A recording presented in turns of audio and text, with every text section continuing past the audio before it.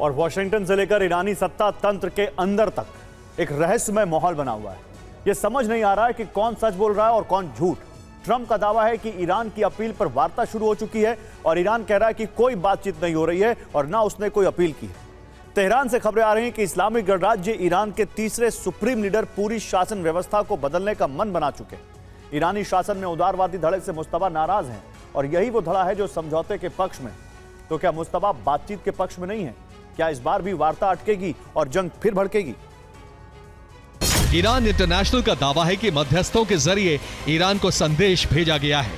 तुर्की की समाचार एजेंसी की रिपोर्ट है कि बातचीत की जगह अभी तक तय नहीं हुई है।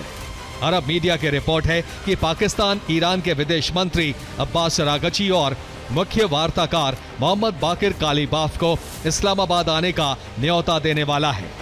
ईरान का उदारवादी गुट अमेरिका के साथ समझौते के पक्ष में है, जबकि घोर राष्ट्रवादी धड़ा चाहता है कि मौके का फायदा उठाकर हित साधने का सौदा किया जाए। ईरान की सरकार यानी पेजेश्कियान की सरकार बातचीत के पक्ष में है, जबकि सुप्रीम लीडर चाहते हैं कि अभी अमेरिका पर और दबाव बनाया जाए। और ईरान इंटरनेशनल की रिपोर्ट है कि मुस्तफा खामनेई और मसूद पेजेश्कियान की मुलाकात एक कार की पिछली सीट पर हुई। रिपोर्ट में यह भी दावा किया गया है कि मुलाकात किसी सीक्रेट लोकेशन पर कराई गई।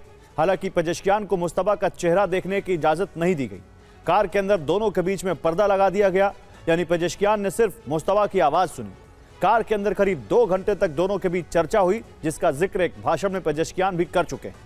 ईरान इंटरनेशनल के सूत्रों के मुताबिक बातचीत का सार यह निकला कि पेजेश्कियान की नीतियों से मुस्तफा नाराज है।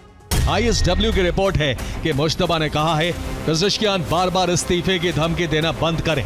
इस बार अगर इस्तीफा दिया तो उसे मंजूर कर लिया जाएगा। पेजेश्कियान को उदारवादी धड़ा शर्तों को नरम करके अमेरिका के साथ समझौते के पक्ष में है, जबकि मुस्तफा चाहते हैं कि हॉर्मुज पर नियंत्रण स्थापित करने के लिए बड़ा प्रयास किया जाए, क्योंकि इस बार हॉर्मुज पर कब्जा नहीं किया गया तो कभी नहीं होगा।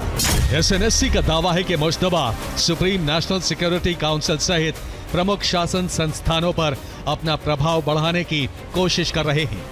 ईरान के वरिष्ठ मुफ्ती मोहम्मद बाकिर खराजी ने दावा किया कि मुस्तफा IRGC में अहमद वाहिदी की ओर से नियुक्त किए गए चेहरों को हटाना चाहते हैं।